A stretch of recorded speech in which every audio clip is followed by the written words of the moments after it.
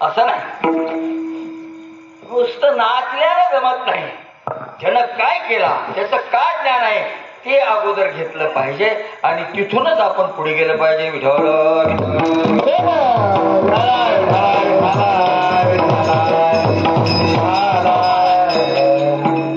तुकोबरा एवढे एवढे एवढे प्रवीण झाले, ग्रंथ वाचले, पुराण किती 18 पुराण वाचले.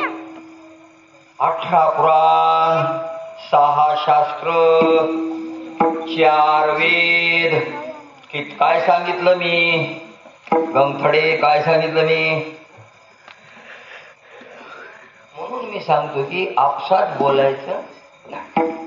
काय सांगितलं? 18 पुराण, शास्त्र किती?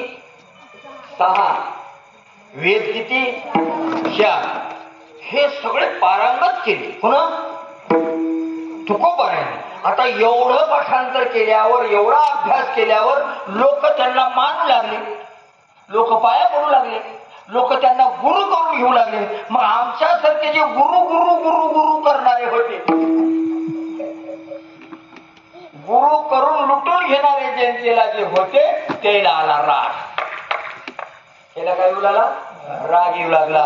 आणि मग काही पंडितांनी, काही शास्त्र्यांनी हे पुण्याला गारानं केलं. कुठं? पुण्याला. पुण्याला एक चिंतामणी नावाचा देवबाप्पा होता. सगळ्या पंडितायचा पंडित. आणि त्याच्याकडे घरानं केलं. म्हणजे ह्या तुक्यानं आम्हाला काहीच करू दिना गेलाय. म्हणजे ह्याला लोक गुरु करून घ्यावे आणि ह्याला कुठं एवढा आहे, ह्याला बोलवा आणि ह्याचे एक बार कान उपडा. कोण सांगितलं? हे गावातल्या पंडित आहे ना. हे घरानं गेलं. मग पंडितानं तिथून एक माणूस पाठविले. 2. कुठे पाठविले माणसं? तुकोबारा कुठले? देहूचे. देहू गावला पाठविले आणि त्यांना सांगितले की तुक्याला वडीत आणा आणि तुक्याला वडीत आणा. जर येईना गेला तर उचलून आणा. उचल बाबी.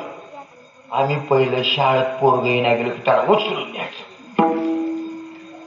मास्तरांना पाठवायचं, बस रे उठून जाऊ नका.